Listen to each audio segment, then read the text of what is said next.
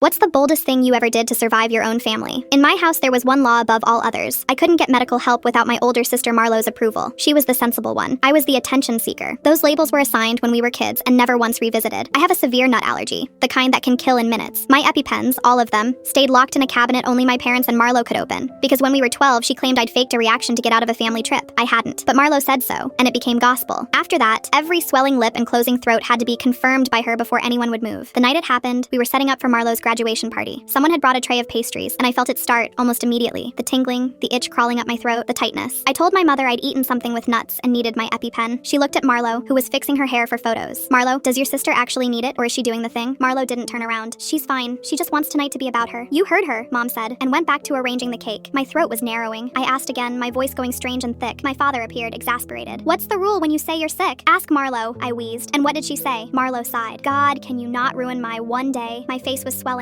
Hives were rising on my arms. I could hear the whistle in my own breathing. Marlo rolled her eyes and told our mother I was putting on a show because her boyfriend and his family were coming and I couldn't stand her having the spotlight. The doorbell rang. Guests started arriving. Go to your room if you're going to embarrass us, my father hissed. I couldn't. My legs buckled and I went down against the wall. Marlo stepped in front of me, blocking the view, telling her friends I always did this when something good happened to her. Then her boyfriend's mother, Denise, came into the kitchen and froze. Honey, her face, she's swelling up. She's fine, Marlo said. She's dramatic. But Denise had a daughter with the same allergy. She dropped down and looked at my puffing lips, my streaming eyes, the way I was fighting for each breath. This is anaphylaxis. Where's her epinephrine? We don't do her episodes without Marlo's okay, my mother said, like it was the most normal thing in the world. Marlo can tell when it's real versus performing. Denise stared at her. Performing? Her airway is closing. She was already shouting for someone to unlock the cabinet. Marlo, my mother said, turning to her almost desperately, still craving the spotlight even now. Is your sister really in danger? Tell me the truth. I watched my sister hesitate. For 1 second, something flickered behind her eyes. The realization that a room full of people was watching. That her party was becoming about whether she'd let me die. She's fine, Marlo said. She does this every single time it's my turn. That was when my throat closed completely. I slid sideways onto the floor. Denise screamed for the cabinet key and started digging through my bag herself, finding nothing. My father actually stepped toward her. Marlo says she's fine. Your daughter is suffocating, Denise shouted. Look at her. More guests crowded in. I heard someone say, she's turning blue. That's not fake. I heard Marlo start to cry. Not for me, but because her day was collapsing. She always does this, she sobbed. She always ruins everything. The last thing I heard before the dark took me was Denise on the phone with 911 and my mother's faint voice saying, but Marlo said, I woke up 2 days later in the ICU with a tube down my throat. The doctor told my parents that another few minutes without epinephrine and I would have died. That I'd stop breathing entirely on that kitchen floor. Minutes they'd spent waiting for a teenager's permission to save my life. My parents couldn't look at me. They just kept repeating, Marlo said you were fine. Marlo said, but Denise knew what she saw. So did every guest hacked into that house. So did Marlo's boyfriend, who never spoke to her again. I live with Denise's family now. They offered.